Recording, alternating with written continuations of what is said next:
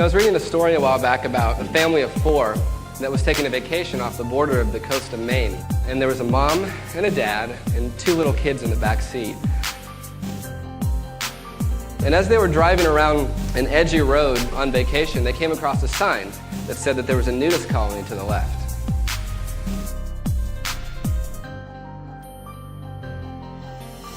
Well, they had 2 impressionable young kids in the back seat, and they saw the nudist colony was to the left, so in an effort to protect their offspring, they decided to take a right instead. But to their dismay, the family of 4 drove right past an entire family from the nudist colony, riding their bikes completely naked. And one of the 8-year-old boys in the back seat stuck his hand out the window and said, "Look, Mommy, they're not wearing any safety helmets." This little 8-year-old boy was missing the main point. And I think it's a great illustration for what we as the body of Christ have done when it comes to the issue of homosexuality. So often we get so enmeshed and focused on this idea that homosexuality is a sin that we forget that homosexuals are people.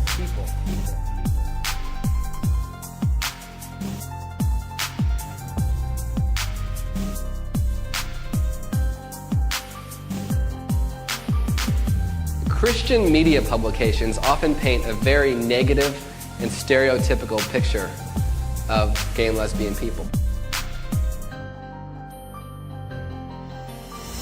Another one of the things that fuels Christian stereotypes of gay and lesbian people is our involvement in politics. Those who are involved in politics are often so angered by the political endeavors of gay rights groups that they can't separate the politics from the people. When I was working for the conservative interest group in Iowa, I witnessed Christian people treating those with whom they disagreed on moral and social issues very disrespectfully. And I'm not just talking about homosexuality, I'm talking about abortion, gambling, euthanasia, anything. And I realized that the political process, for some of us, puts us in attack mode. Now, in some cases, I think it's necessary that we take a stand on political issues. But we need to get our priorities straight. Nobody has any business reading a single book on how to defeat homosexuals politically until you've read a book on how to love them personally. In fact, if we succeed in defeating homosexuals politically, but in the process we alienate them from God's love, then we have won the battle, but lost the war. The first concept that I want to illustrate is unconditional love. This kind of love requires that we acknowledge the social and personal struggles faced by gay and lesbian people in our culture, and that we fight to make our world a safe place for them.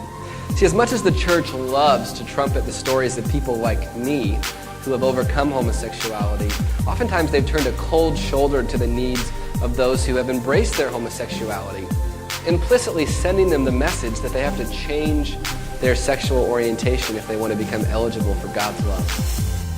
But real love doesn't say, "I'll love you if you'll change this and that about yourself." Real love says, "I love you regardless of whether or not you change." And in fact, that's the only kind of love that causes people to change. So what does this kind of love look like in real life?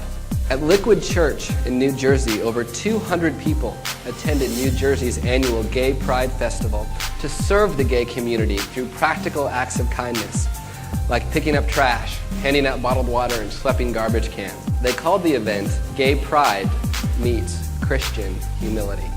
And while I think there's plenty of evidence that those of us in the Christian community hate the sin of homosexuality, I think the question we need to be asking now is, how is the love going to manifest itself? Do we really love the sinner?